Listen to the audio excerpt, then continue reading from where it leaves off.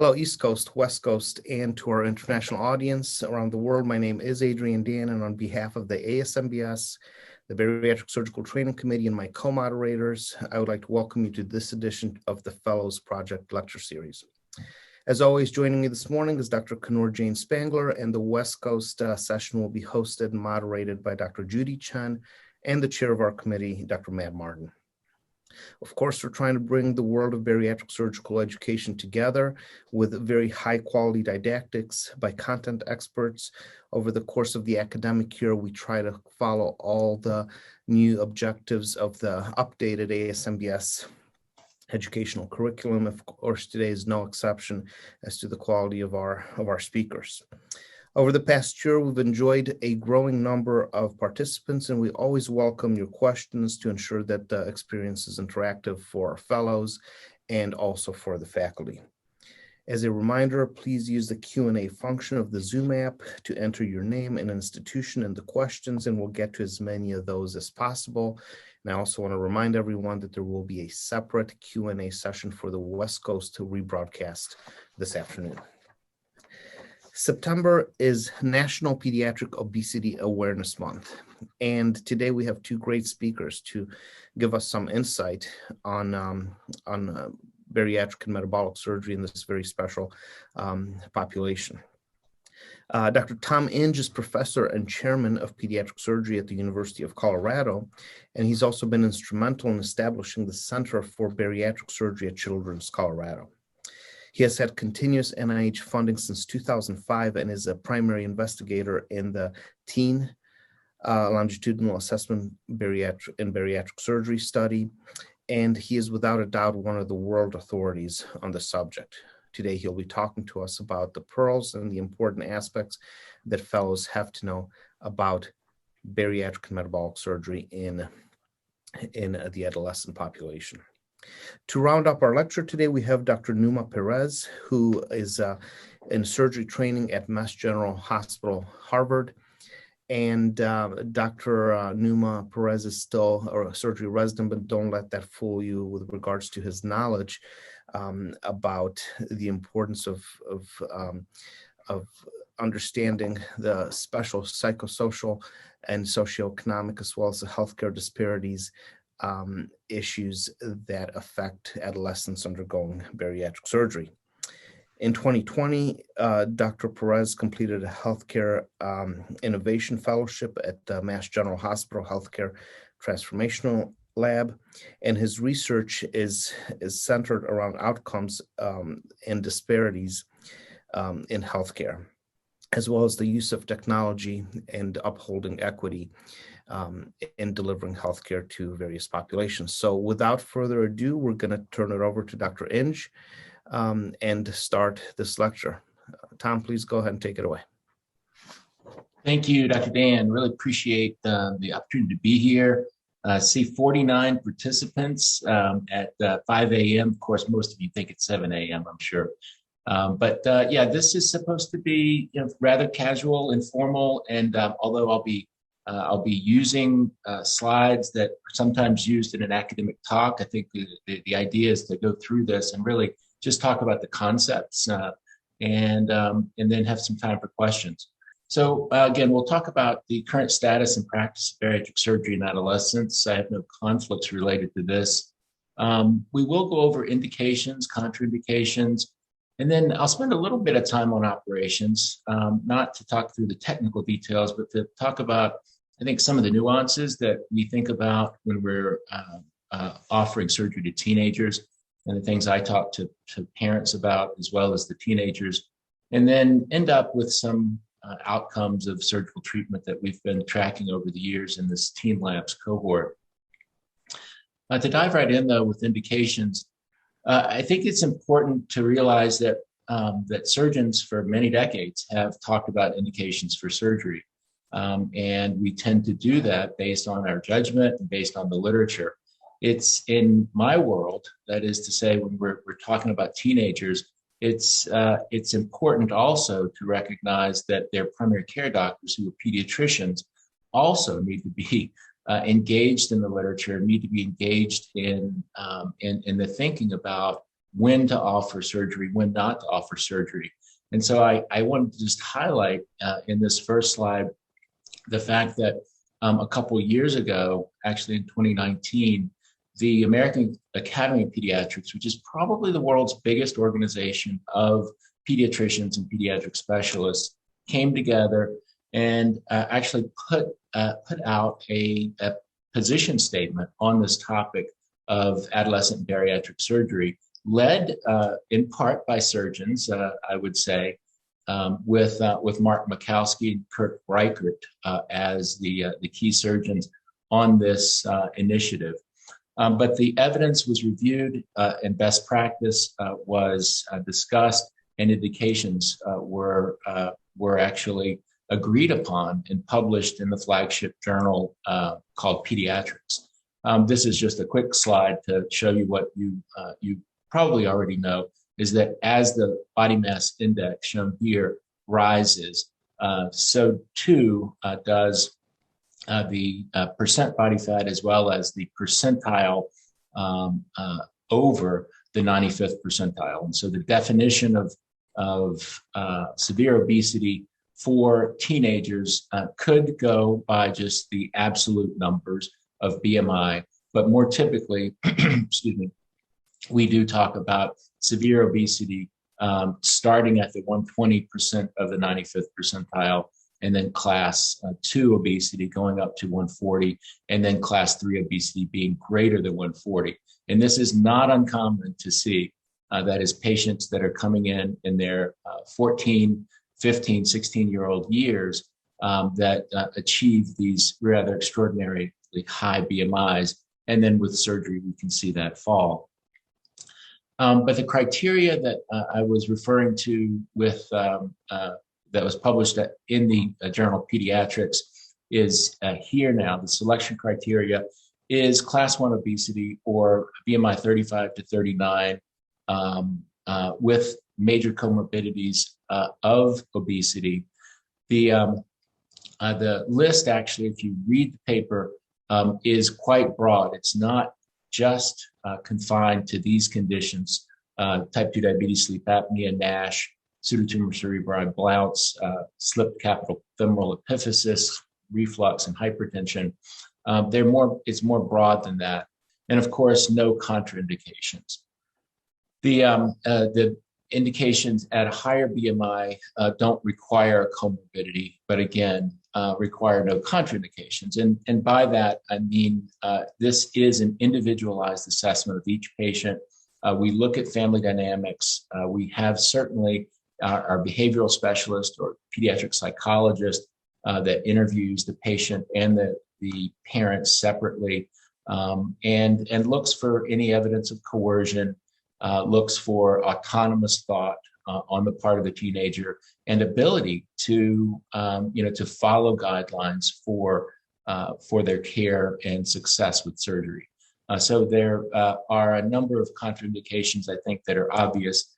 Certainly a genetic cause of severe obesity that could be reversed with medical treatment, or just a overwhelming number of medications, for instance, that are known to cause obesity that could be improved upon. So the guidelines in the statement include a multidisciplinary team, of course, as I've alluded to, and the motivation of the family as well as the team to actually stick to treatment guidelines and recommendations. And then again, the contraindications of surgery: medically correctable cause of obesity, ongoing substance abuse, other condition, medical, psychiatric, psychosocial, that would interfere with the ability to follow the guidelines, or a current or planned pregnancy. I'm sorry, I wanted to push through those for time's sake.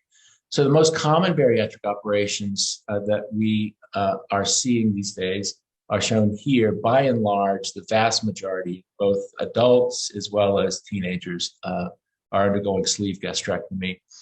The distinct minority operation these days is the gastric bypass, and virtually no bans are being done in teenagers these days.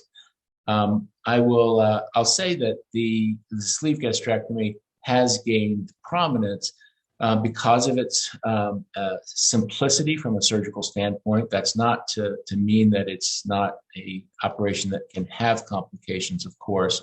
But the kind of things that we worry about with a gastric bypass in teenagers, this lifelong risk of a internal hernia and the possibility of intestinal compromise from that is important, as are the data that are emerging, and I'll go over this in a little bit, on the multiple micronutrients that we can see with gastric bypass late term after surgery in teenagers more favorably compares for the sleeve gastrectomy. In terms of outcomes, what we're seeing in youth are shown here. We see that there is a dramatic drop in the BMI for teenagers that are undergoing surgery, with the nadir BMI at 1 year in both the sleeve and the bypass populations. In this graph, you see we're charting the course out to 3 years. We have now 6-year data for this cohort now, and we're seeing really quite similar tracking of these outcomes of these two operations over 6 years, with, again, maybe a gentle increase on the average in BMI loss, so that by 6 years they are ending up at around 22 to 25% BMI loss. Importantly, it's not just about weight, of course, it's about the reversal of metabolic disease. The teenagers actually enjoy a better improvement in their type 2 diabetes than we would expect from the adult literature. So 95% resolution at 3 years, improvement in kidney function, improvement in prediabetes, hypertension, and dyslipidemia. We also found that quality of life is dramatically improved as well. When we look specifically at how patients with diabetes, teenagers with diabetes, respond to surgery compared to medical treatment, what we did is a secondary analysis of the teen labs experience with the 30 or 35 teenagers, with type 2 diabetes at baseline, and match them as well as possible. It's a difficult thing to do because the teenagers who are seeking surgery are much heavier on average than those that are enrolling in other studies that are non-surgical. But be that as it may, we were able to reasonably compare to a medical treatment group. And what we saw, of course, with the surgical patients is a dramatic BMI reduction, and then this leveling off at 5 years, and then a gradual increase in BMI for the medical group.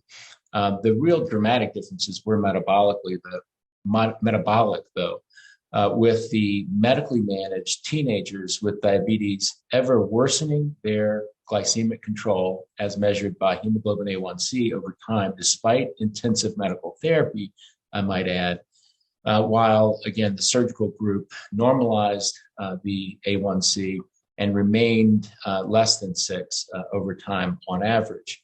Insulin sensitivity, of course, also improved dramatically for the surgical cohort and worsened over time for the medical cohort. When we look at evidence of kidney injury, again, and I will just summarize this by saying hyperfiltration worsened in the medical group and was quite stable in the surgical group, whereas elevated urinary albumin excretion also, again, worsened in the medical group and dramatically improved in the surgical group. There were adverse events noted in both groups, and they were a different variety, of course. Teen labs had, for this small cohort of those teenagers with type 2 diabetes, readmissions, about a quarter of them, and 20% underwent reoperations, actually. 3% were hospitalized in the medical group. and these were for various medical issues. When we look at surgery in youth compared to adults, that was the comparison of the longitudinal assessment of bariatric surgery cohort compared to the teen longitudinal assessment of bariatric surgery. What we found was the gastric bypass induced a very similar weight loss, and the weight loss was stable over time in both groups. This is 165 teen labs participants that underwent gastric bypass compared to about 400 adults that underwent gastric bypass. Interesting thing about this adult subcohort of the lab study was that they actually carried obesity back to their teenage years. We selected them specifically using an instrument that allowed them to characterize their weight and height at their own age 18. Diabetes remission, though, was better in the teenagers, 86% at 5 years, whereas the adults who had a very good initial response gave back some of their benefit over time in terms of relapse of diabetes, with the remission rates falling as those individuals relapsed. So a statistically significant difference over time. Same for hypertension. Teenage patients after gastric bypass resolved hypertension and out to 5 years remission, 68% versus 41% for the adults. There were complications in both groups, several deaths in the teen labs as well as labs cohort, with the teen at 1 year dying of sepsis and then overdose at 4 years in 2 individuals. Adults witnessed the typical perioperative kinds of demise in 3 individuals, and in 2 indeterminate, suicide in 1, and colon cancer in 1. We also saw a difference in intra-abdominal operations in 5 years, with the rate per 500 person years being 19 in the adolescents versus 10 in the adults. And I think that this may be related to a couple different things. For instance, most of the, more of the adults came into their bariatric operation having had previously undergone a cholecystectomy. So not quite as many of them were eligible for cholecystectomy. Fewer of the teenagers came into the bariatric operation having had cholecystectomy. And I do think that there's probably a bit lower threshold for just putting a scope in the abdomen in a patient that has had a gastric bypass and has abdominal symptoms that may be referable to something important than perhaps in adults. I wanted to talk a little bit about micronutrient outcomes, and I think I'll end on this just again in the interest of time. But in the teen labs cohort, we have been tracking micronutrients over time, because when you interview a pediatrician or a family doc, when you talk to families of teenagers that are severely obese about bariatric surgery, one of the most common things that comes up is we're worried about their nutritional status over time. We're worried that they're going to have protein calorie malnutrition, or that they're going to develop some awful complication of a micronutrient deficiency. And certainly the idea of protein calorie malnutrition is not one that we worry a whole lot about. We're not finding that they tend to have any overall nutritional problems, macronutritional problems. Of course, we're not doing BPD operations or duodenal switch or any of these things that can cause protein loss or major caloric malabsorption. However, after gastric bypass and after any weight loss operation that's an operation on the stomach, you can see micronutrient issues emerge. And so in this paper, the 5-year look at micronutrient levels in teenagers, we did just that. We looked at micronutrient levels specifically measured in the serum, and reported, as you can see here, that in the setup here is the pre-gastric bypass and post at 5 years, and then pre-sleeve gastrectomy at baseline, that is, and then at 5 years. And so certainly the gastric bypass patients distinguish themselves as having the greatest development of low ferritin levels. over time.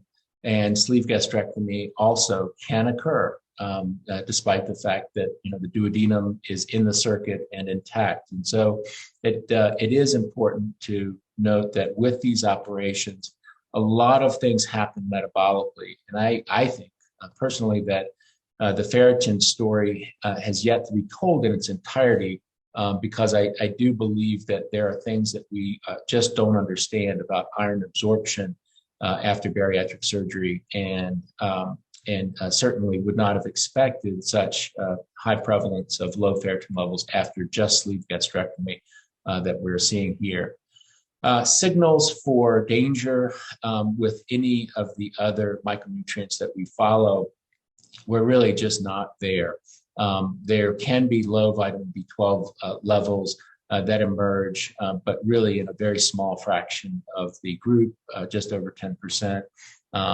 That can be seen too in a few individuals after gastric sleeve resection. Now, of course, we're in an era where you are prescribing and are giving parenteral B12, that is injected B12, either once a year or twice a year, depending on what guidelines you follow. So I think it is easier to top them up, at annual visits or semi-annual visits with B12 and avoid harm that way. Low vitamin A levels, again, in relatively small portions of individuals. And what I wanted to point out here, though, is that when we looked at the half dozen or so micronutrients that we track in team labs, and we look for multiple deficiencies in one individual, that signal is pretty big. And the gastric bypass cohort, with almost 60% of them at 5 years showing evidence of multiple deficiencies. And these are the number of deficiencies here. So the number with 2 or greater deficiencies at 60%, whereas compared to VSG, we found that only 27% had evidence of these multiple deficiencies, that is 2 or more. And again, I'm going to apologize and not go through all of these slides, but I did want to mention that one of the hot button issues in teenagers is, what about the younger teenagers? What is the lower end of the age spectrum that we should be considering bariatric surgery? So we certainly didn't have any preteens enrolled in the Teen Lab study, although we are operating occasionally now on pre-adolescents as well. But we did ask the question of how do the younger teens in the Teen Labs cohort, that is those in the 13 to 15-year-old age range, compared to the 16 to 19-year-old? Is there any evidence that one group is going to do more poorly? I know that this, from a statistical standpoint, is not an ideal secondary analysis, but we're just asking the question, do the data show any significant differences? I'm not saying that we were powered to robustly look for differences. And what we found is that the weight loss was really quite comparable between the younger teens, the 13 to 15, and the older teens. Did not detect the difference there over 5 years. And I guess it didn't include the slide, but when we looked at other evidence of other major differences between the two in terms of their outcomes, we didn't see any major differences. So my overall conclusions are here, really, which are that benefits of bariatric surgery do outweigh the risks from the research that we've been able to do and the world's literature. I would say severe obesity in youth is much more harmful going forward in life than bariatric surgery that is done well and is done after assessment by a multidisciplinary team and is done in the context of a family that is committed to adequate medical and surgical follow-up. The ASAP policy statement now should see more youth referred for metabolic and bariatric surgery. And we see weight loss similar in sleeve and gastric bypass procedures. We also see surgical weight loss with gastric bypass similar in youth and adults. and the remission of some comorbidities better in youth than adults. And so this is making the, I think, profound statement that not only should we not be so concerned about doing surgery in youth because of worry about some adverse outcome, we should be concerned about withholding surgery if we can get in front of and more adequately treat comorbidities of obesity that emerge in youth, because the data do tell us that that's what happens, that the comorbidities are more adequately or more robustly treated when we offer surgery to youth. I think certainly iron deficiency is a concern. In saying that, though, the rest of the story is we're not seeing a big transfusion requirement. We're not actually measuring significant numbers of these people that have iron deficiency or ferritin, low ferritin levels. We're not detecting low hemoglobins. There could be other adverse effects, of course, of low iron levels, and we know that these can occur outside of just blood formation. We are tracking again B12, but I don't have a real concern about that in terms of the signal for harm. And there seem to be fewer adverse micronutrient effects with sleeve gastrectomy. Outcomes between younger and older adolescents seem to be quite comparable. So with that, I will stop, and again, thank you for your time today. Dr. Inge, that was a wonderful, concise, and yet extensive review, comprehensive review of the topic. Thank you so much. Get your questions in for Dr. Inge. I know I've got a couple lined up myself. We're going to move on to Dr. Perez's talk. Dr. Perez, again, will speak on the healthcare disparities, the social equity issues, and specifically the socioeconomic issues that are pertinent and important to this, this very vulnerable population. So without further ado, we'll turn it over to Dr. Perez. Thank you, Dr. Dan.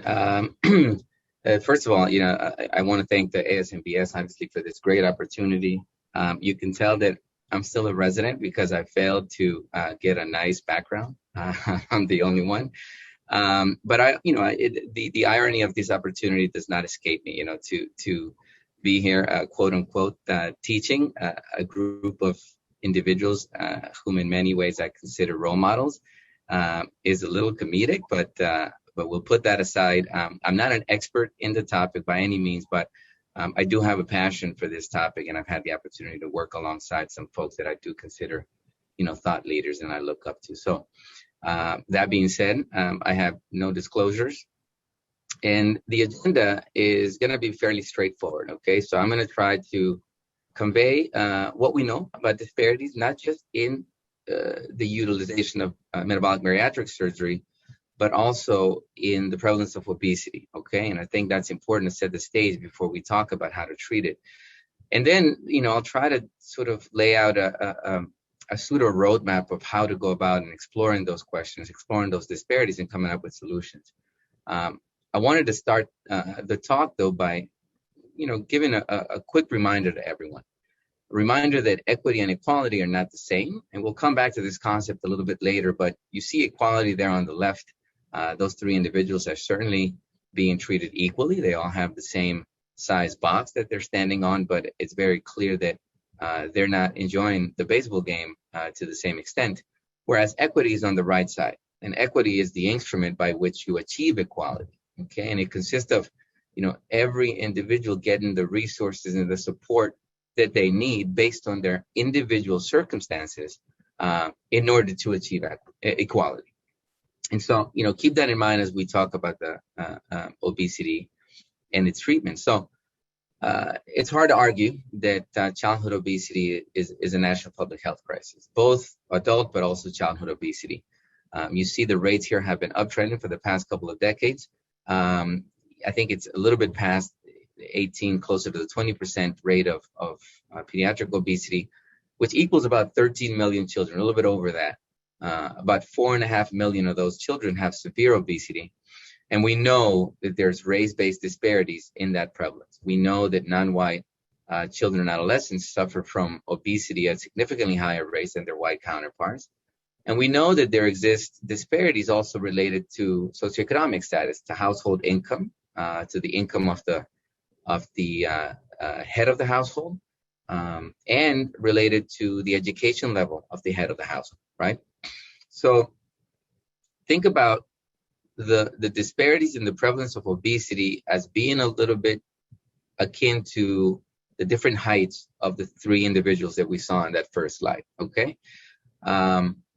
Now, what are some of the things that could be leading to these differences in prevalence? You know, there's been lots of work trying to elicit genetic differences. There's very nice and thoughtful groups like the PAGE Consortium, the African Ancestry Anthropometry Genetics Consortium, and ISLA, which is the Hispanic Latino Anthropometry Consortium, you know, trying to look into that. And they have identified certain genetic differences that predispose non-white, or rather individuals of non-European descent, to have an increased rates of obesity, to suffer from that at higher rates. There's some perinatal factors that we're all probably very familiar with, okay? Breastfeeding has been found to be inversely related to the risk of childhood obesity, and we know that in large respect, because of socioeconomic status issues, Black children are less likely to be breastfed than their white counterparts. Nutrition is also something that's key to preventing childhood obesity, and we know again that minority and non-white children or racial and ethnic minorities are more likely to consume foods that have sugars, that have saturated fats, because in our country, those are the foods that are more affordable. There's differences in behavior as well, differences in childcare modalities, in the availability of safe play spaces, and physical activity opportunities, because these folks live in urban environments. So all those differences ultimately lead to this vicious cycle of non-white, you know, racial and ethnic minority children growing up with obesity, becoming adults with obesity, and suffering from all the comorbidities that we're all very much familiar with, and ultimately facing, you know, decreases in their life expectancy. So guidelines for management, Dr. Inge did, you know, masterfully sort of address them. You know, several societies, but importantly, the American Academy of Pediatrics, have begun to acknowledge the role of bariatric surgery for the use of that. And the American Society of, you know, ASMBS, that we're all here for, has also put out those guidelines that Dr. Inge mentioned earlier. But we know that bariatric surgery remains underutilized, grossly underutilized. You know, we examine sort of the rates of its utilization and compare them to what we know the rates of obesity are, and we estimated about a 0.25% rate of surgical therapy for individuals who qualify, you know, based on the ASMBS guidelines. So we know that it's grossly underutilized, and with this underutilization, we are very much aware that disparities exist, okay? The first group to really look at this in a thoughtful way was, I think, Nunez et al. Back in 2017. They did a study where they used the bariatrics outcomes longitudinal database, which at the time was sort of the premier database for looking at that. And they found that indeed white adolescents undergo bariatric surgery at significantly higher rates than their non-white counterparts.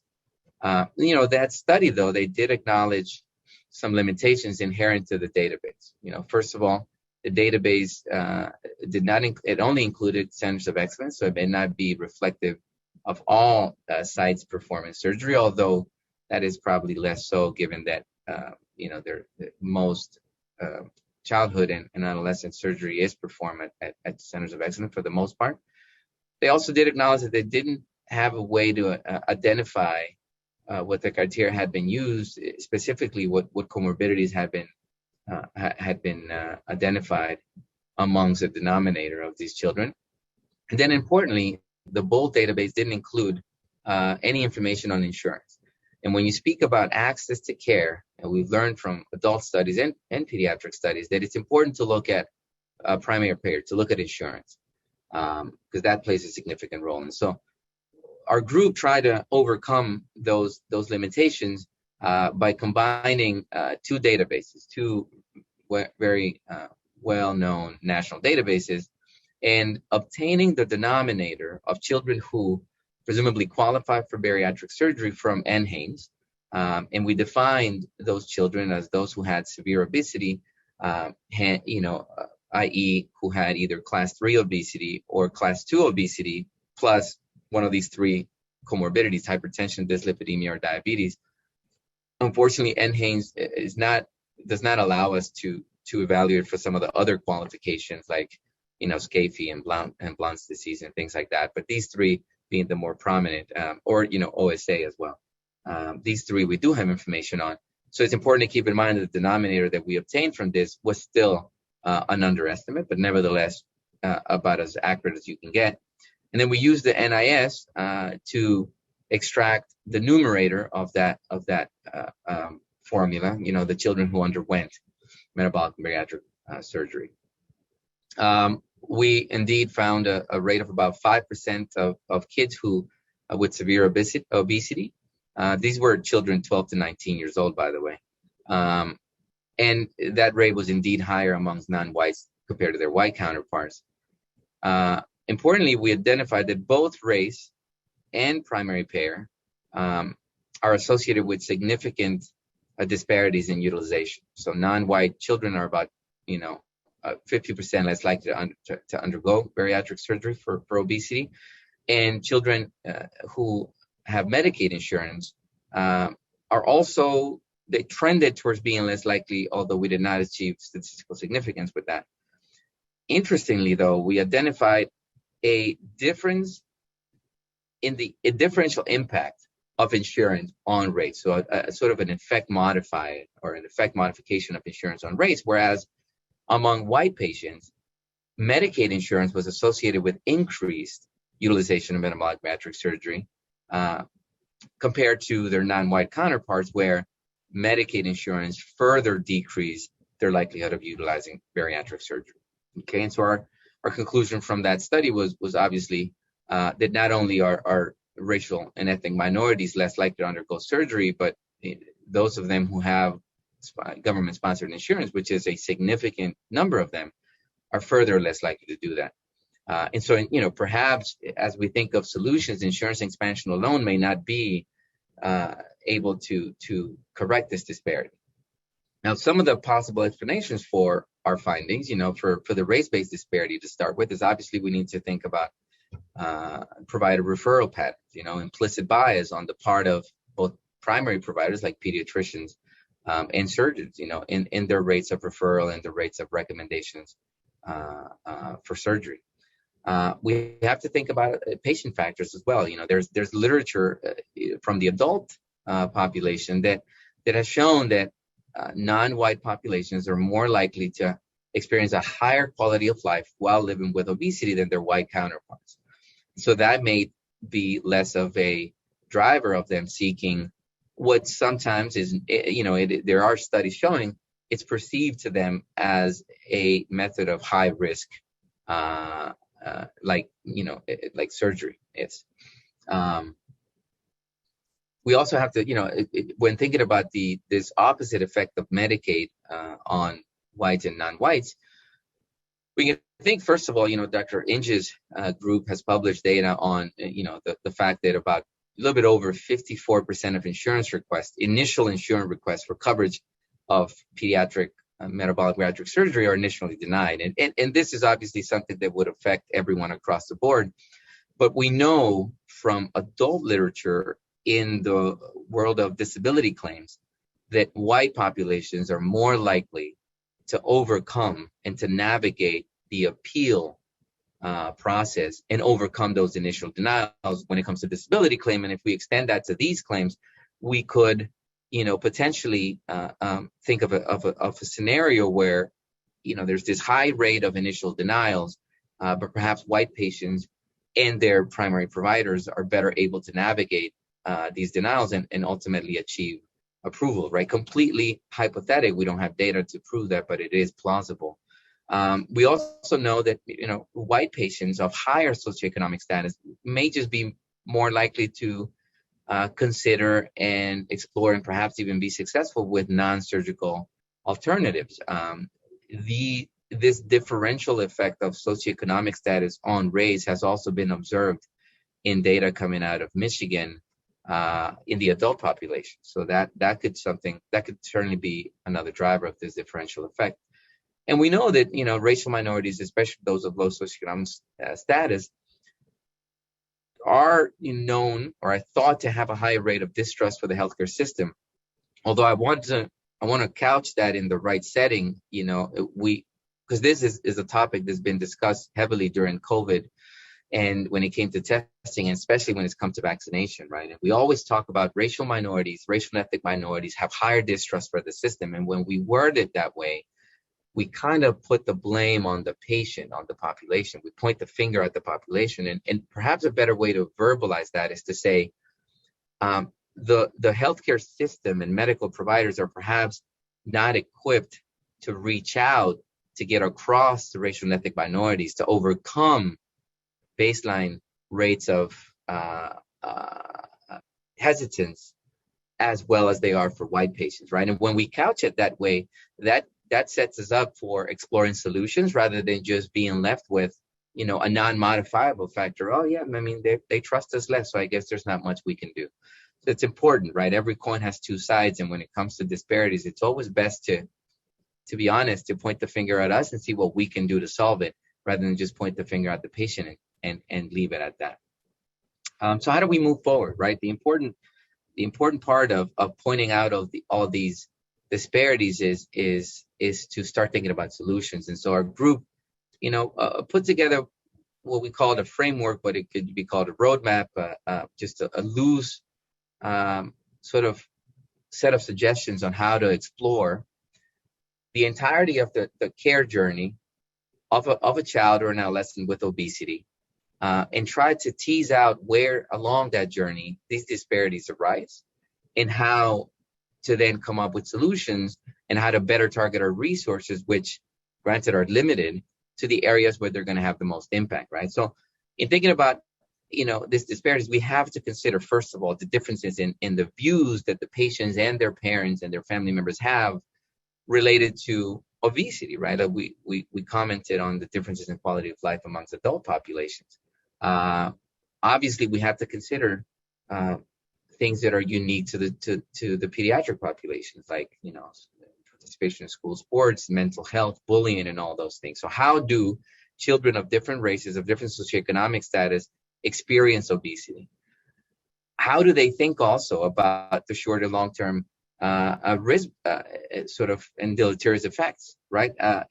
We have to be better equipped at communicating that these deleterious effects go beyond physical appearance. And are we doing as good a job as that amongst racial and ethnic minorities who are known to have lower rates of both general and health care literacy? You know, and then lastly, what are these folks' understanding of surgery? You know, in thinking about the provider side of the equation, we have to consider both implicit but also explicit bias, both race-based and weight-based bias. There has been a lot of talk over the past decade about implicit bias, appropriately so. We all want to believe that those of us in the medical community want to do the right thing. We all want to believe that anything that happens related to differential management, differential recommendations is related to implicit bias, things that are in our subconscious that we can't control. And to a great extent, that is the case, but we cannot forget that we're still just humans at the end of the day. You know, we're humans that went to med school.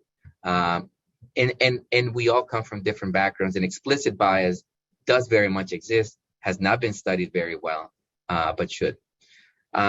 We need to also think about reimbursement models and the differences in those reimbursement models and how that may affect a pediatrician's likelihood of referring a patient for evaluation at a multidisciplinary weight center, but also how the geographic distribution of these centers affects those referral patterns as well. And are those, is the location of these centers driving a significant part of the disparity, a significant proportion of that disparity. In thinking at the point, then we move forward. Now you've been referred, you've arrived at the center. Are there differences in the way, in the rates that these folks are proceeding with surgery? Are there differences in the way we should be explaining and we should be educating these folks for surgery about their perceived risk? And also, again, are there differences in reimbursement that are affected? Perhaps not the reimbursement of the surgery itself, but it is known that Medicaid does not reimburse ancillary services very well. And those are key to achieving success. Child health, pediatric nutrition, and if we're not reimbursing those services correctly, and if these folks are not going through and not succeeding with surgery and then passing that on to their community, that perhaps surgery is not a great option, is that truly their fault, or is there something we can do to try to ameliorate that? Some of that work has begun. There's been great studies. This is just one of them, but there's been a couple of qualitative studies exploring the perspectives of patients and their parents and differences related to race of that. These children express equal amounts of gratitude and equal amount of pain prior to obtaining surgery as anyone else, and are extremely satisfied with the results after, especially from a mental health and from a confidence perspective. Dr. Inge's group, in fact, also just published a recent article exploring some of the the referral patterns, the utilization patterns within their own system, and they did find that as we would expect, perhaps minorities and patients with government-sponsored insurance were more likely to qualify or to be eligible for bariatric surgery by the current guidelines because, as I explained earlier, they suffer from obesity at higher rates, and in their system there were no race or insurance-based disparities that were observed. They were equally likely to be referred. In fact, Black patients with government-sponsored insurance were more likely. Now, obviously, that's just one study within one system. So the question is this the way it is nationwide, or should we be asking this question at every site that does bariatric surgery so that we know that our referral patterns are indeed equitable, right? So to wrap that up and leave sort of 10 minutes for discussion at this point, I think the point that I'm trying to drive here is there's a lot of work that needs to happen. A lot of that very great work has been done in the adult population, but not in the pediatric population. And we can't just import every lesson we've learned in the adult population and expect that it's going to hold true for the pediatric folks. Sorry. And then, if we go back to that first slide and think about, again, the height of each of those folks as the prevalence of obesity, the boxes, in a way, should be bariatric surgery, right? And the support that those folks get around their surgery to succeed. And if we give everyone the same box, and we know that people are coming in and the different populations are suffering from obesity at different rates, they're not going to watch the baseball game and enjoy it equally. They're not going to achieve the benefits that bariatric surgery can provide equally, right?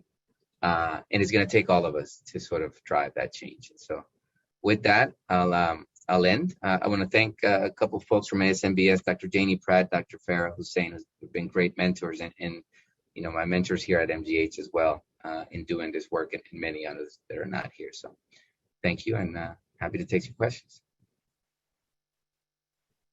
All right, those were both fantastic talks. Thank you both so much. I'm going to wait for some questions to come in through the Q&A, but I did, Dr. Inge, if you're still on, I did have a quick question regarding the future. So we think of obesity as a chronic disease, and we often counsel our adult patients on weight regain and what's going to happen in 10, 20, 30 years, even more salient, I think, to your population of patients.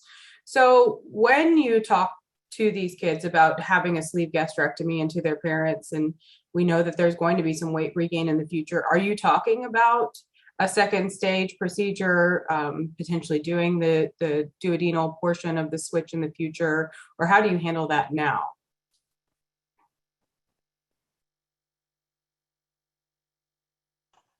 Thanks for the question. We certainly do talk about the possibility of additional surgery in the future. And with the sleeve gastrectomy in particular, I think that the jury's out on what that secondary procedure would be for, for which indication.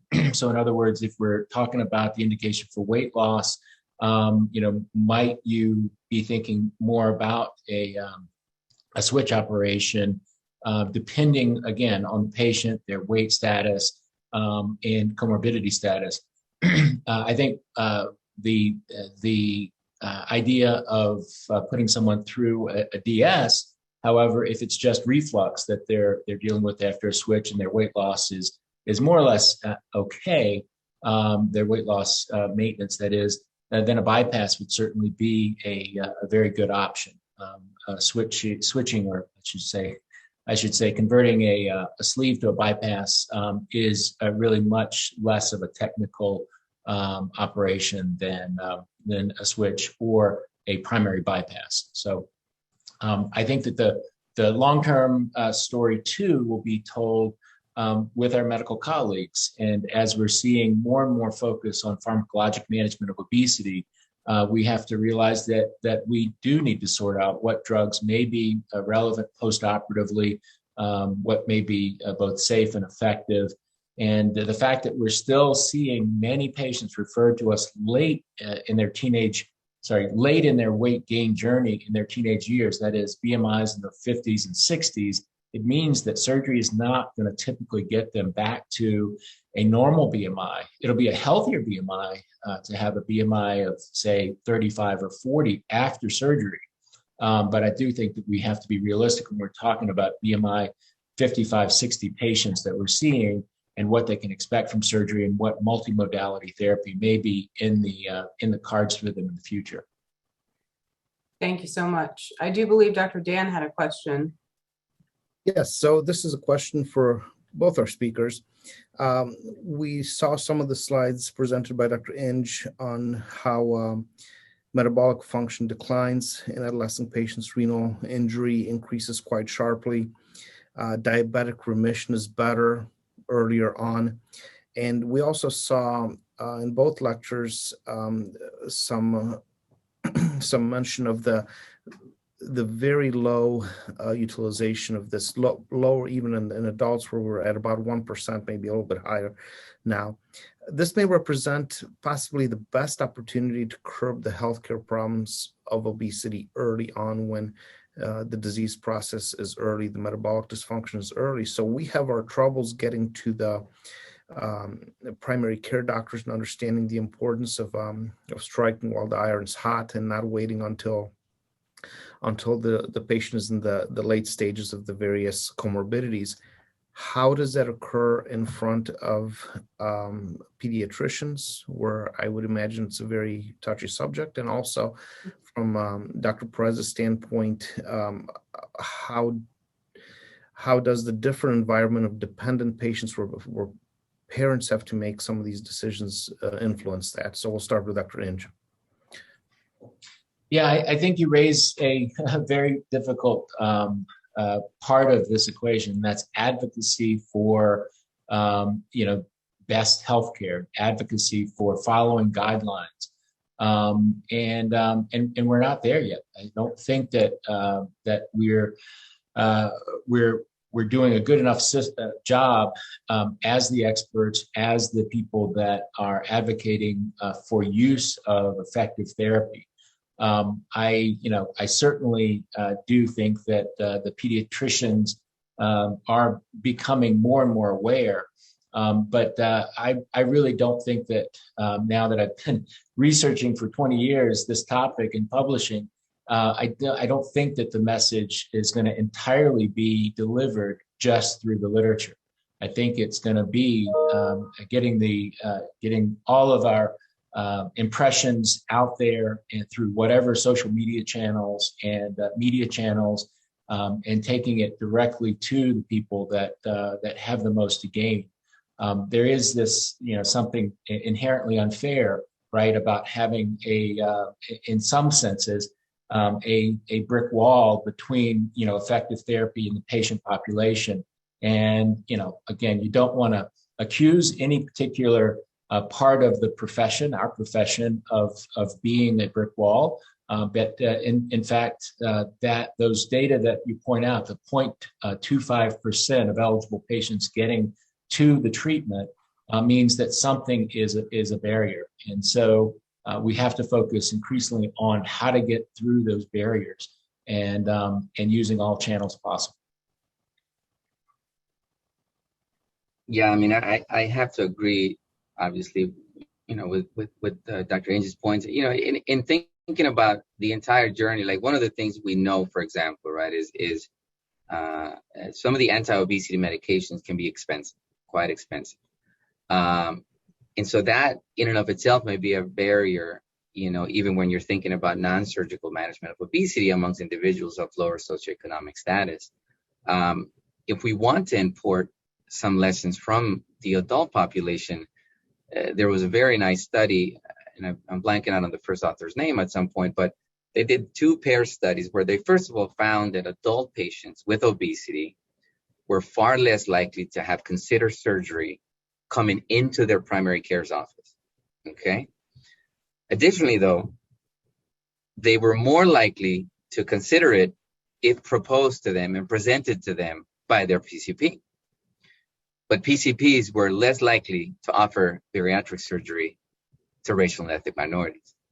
So you start to see there's this complex interplay between, the population, for whatever reasons, right, cultural reasons, misunderstandings, lower healthcare literacy, seeing surgery as something that's foreign, something that's far too aggressive, and then the primary care provider potentially making assumptions about their interest or their likelihood of being interested in surgery. So then withholding that recommendation that actually has been found to be more effective among these folks, because these folks do, perhaps because of their situations, they actually do engage a lot in trust once they achieve that bond with their primary care provider. So once introduced, they're more likely to go for it. And we've done studies here at our institution, and we found that once racial and ethnic minorities get to the weight center, they are no less likely to proceed with surgery than their white counterparts. Again, all in the adult population, right? So we know that those differences exist. The bigger question that I would love to answer is, those differences exist there. There's many other differences and disparities that arise throughout the care journey. If we're going to enact one intervention first and put all our money into that intervention, where would we get the most bang for our buck? Is it pediatrician education? Is it insurance modifications, right? That question is left to be answered. Excellent. Quick question for Dr. Inge. You mentioned 20% reoperation rate in the teen lab study. Looking at the reoperation rates in the adult population, that may seem a little bit high. What do you attribute that number to? Yeah, I would have to say it's probably a cohort effect, a small group and a statistical aberration in that one group. So there's nothing about those with type 2 diabetes that would make them more susceptible. So I think that we do need to really look at that more carefully in a larger group of teenagers with diabetes. We're currently conducting just such a study right now where we'll have 50 with type 2 diabetes that we can look at that. So I can't say it's anything more than a statistical aberration. Great. Dr. Jain-Spangler, anything from your standpoint? I think the only other question I had was a quick one for Dr. Inge. I've been doing some reading about genetic risk factors, and especially in your patient population, that's certainly something to think about. These kids who come in with hyperphagia and the early onset diabetes and obesity. Where do you think we're heading as far as genetic testing in your population? Or is that something that you're doing routinely? How extensive is it? And do you think it's something that we should start applying to the adult population? Yeah, I think that we are doing this routinely. I'm not going to mention the name of the company just because it's not relevant, but there is a company that actually allows this to be done for free. I think the company wants to gather data. So we're routinely doing testing to look for evidence of the now dozens of variants that can contribute to early life severe weight gain. But the real question is what can we do with that? What can we change about that genetic makeup or those variants that would improve their weight loss even without surgery?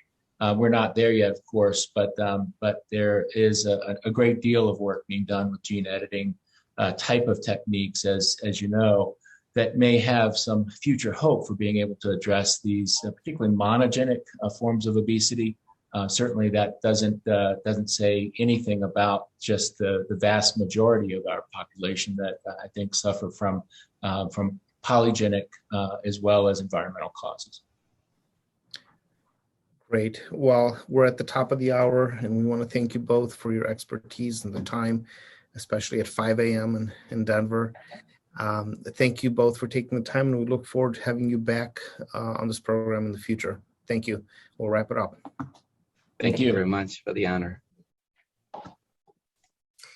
All right. Well, thank you, Dr. Perez, for just finishing up with your AM recording and joining. I don't see Dr. Inge, but I do perform surgery on adolescents at the University of Washington. So again, I'm Dr. Chen, Seattle. And we also, in conjunction with Seattle Children's, we have a program here.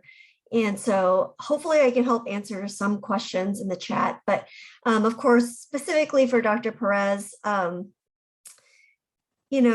don't see any specific questions in the Q&A directed toward you, but I'm going to go ahead and I guess ask some to maybe spark some, since you have wonderfully joined us live. So thank you.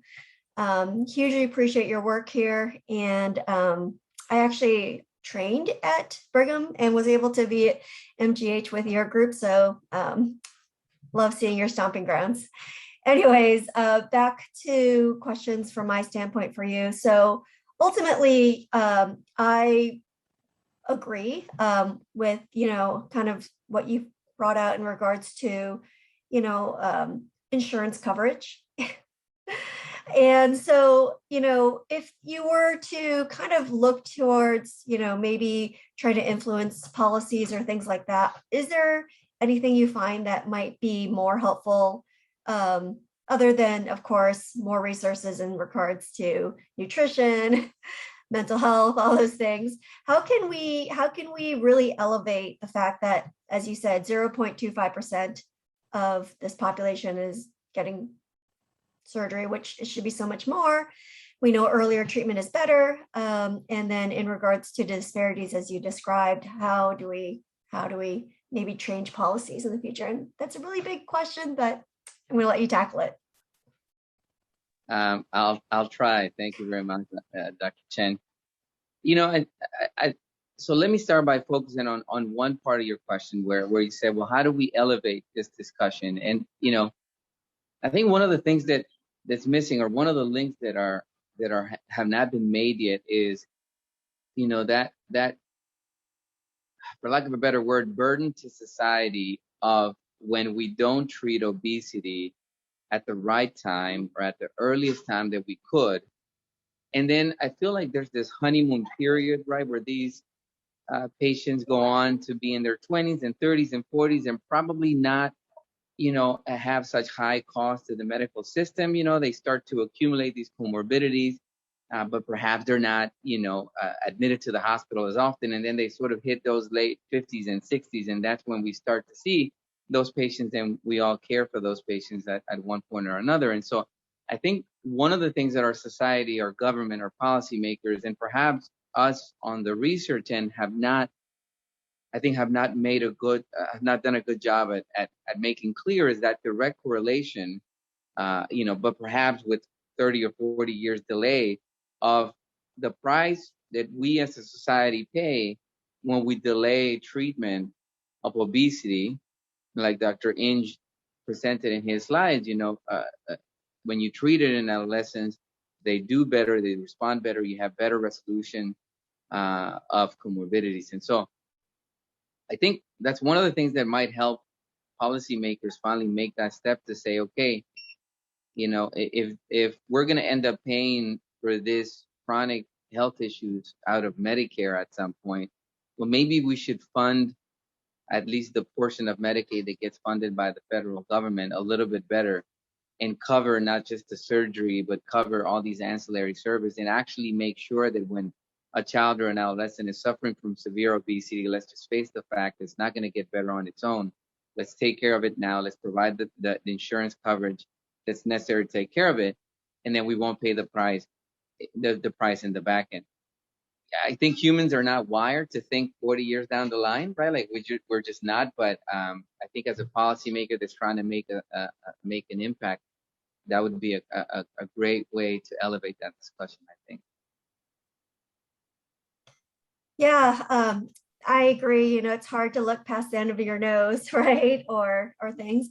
And also, I just sometimes try to struggle even with the perception and bias. I think it's so easy to, of course, say that we can operate, on pediatric transplant, pediatric, other diseases, which of course, absolutely. But then obesity, yes, I think we all are saying the same theme, that it is equally detrimental for someone's health to have obesity so early in life, in addition to all the other things that we operate on kids for. And yet they don't have this very rigorous sort of workup. But, honestly, I do see some of my adolescents go off to college and really struggle.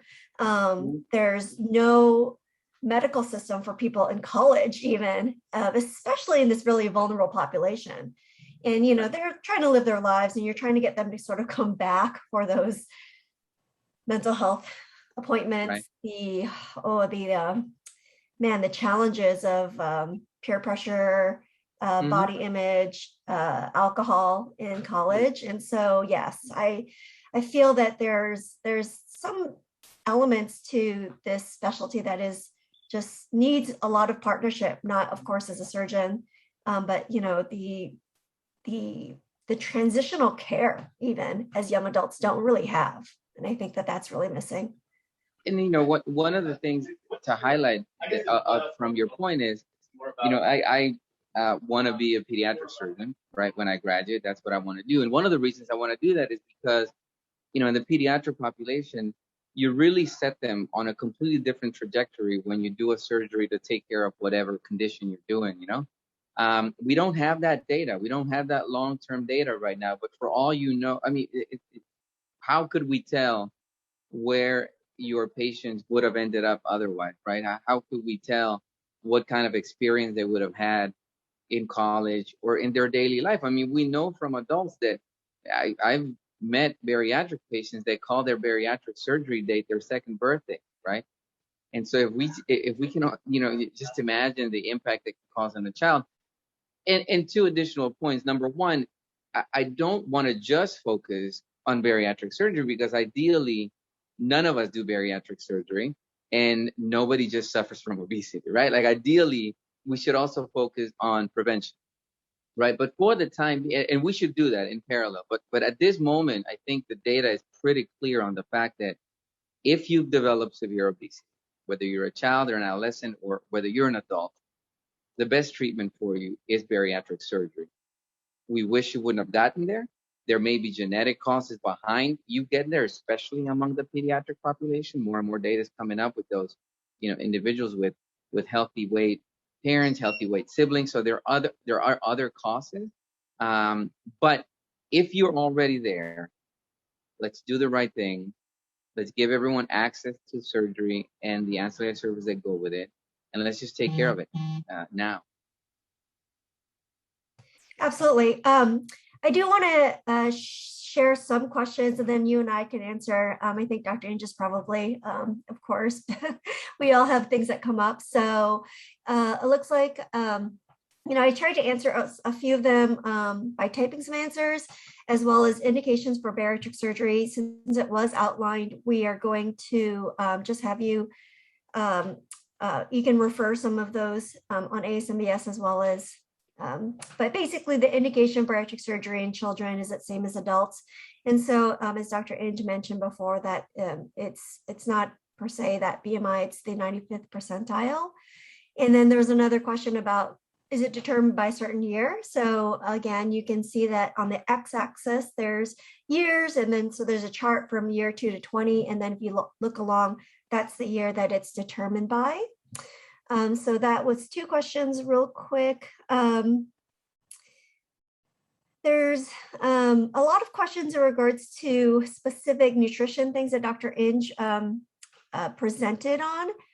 Dr. Perez, I don't know if you wanted to potentially tackle that, but I don't have that off the top of my head. But some of the questions were, did they split out women or female versus male in regards to ferritin, right? Because that there is a difference in regards to that. I don't know if I imagine the manuscript would have, but that's a great question from one of our participants. I don't recall, unfortunately, what I think I've read the manuscript, but I don't recall. Yeah, I don't recall that either, and I apologize. Dr. Tanglakis from University of Washington says, is the remission of comorbidities any different between sleeve gastrectomy and gastric bypass in the youth? And so I think that the numbers for gastric bypass is really quite small. And so I don't know if that would have any sort of statistical significance. Do you have a sense of that? I think that there have been small differences. If I'm not wrong, Dr. Inge's slide actually had some data regarding that, and I think there have been, like, it's known that bypass does lead to slightly greater weight loss, but among the adolescent population, I mean, we published a study back, I think 2-3 years ago, looking at the trends in bariatric surgery, and at that point, it was about 70% of the surgeries performed were gastric sleeve, and the curve was just on an uphill climb. So at this point, I think most, at least first surgeries, are gastric sleeves or sleeve gastrectomies. And so you are right in that the numbers to compare are becoming smaller and smaller at this point. Yeah, that's definitely a challenge. And, I think that there is hopes for, this is another question, continuing to follow these cohorts further and further out. And I believe that the labs, they are still, and I have to say that even though some of the follow-up seems concerning in the pediatric population or adolescents, it is much, much, much higher than the adult population. So there's a question from Dr. O'Malley that's talking about compliance of post-op supplements, diet. Do we see re-sleeves due to stretching due to non-compliance? I really honestly can't comment per se on literature for re-sleeves in the adolescent population. And so, again, we're happy to try to get that information to you, but I wish Dr. Inge would be able to have his expertise, but I don't have that knowledge off the top of my head. And ultimately, considerations for pediatrics, I think that Dr. Inge definitely touched base on the fact that there's a lot of consideration for long-term. And so in my practice, we are always thinking about, how is that adolescent patient's going to change because they're, like I mentioned, going off to college, or if they have really specific other care needs by their parents, what happens once that potential care model changes. And so, I think that there's a lot of ethics that are often involved in many of the pediatric programs. And as we mentioned, there is going to be a more rigorous workup. The MBSA QIP, there is a specific designation for pediatric designation. There is a pediatric medical advisor that's required for the Center of Excellence. And so in that sense, there is special considerations. But I think, as Dr. Inge mentioned, it's really important to identify that this is going to be a chronic treatment plan and really engaging in the family. So, I want to thank everyone for participating today. It is Friday of a 3-day weekend. I really wish everyone to be safe. And of course, thank you for these monthly webinars. Dr. Perez, do you have anything else you'd like to close off with? I do appreciate your time, busy resident day on a Friday. No, thank you very much for the honor to participate in this. It's been a great privilege to speak alongside Dr. Inge and to meet all you guys. I hope to run into you in the future. Yeah, absolutely. Stay safe and everyone enjoy. Take care.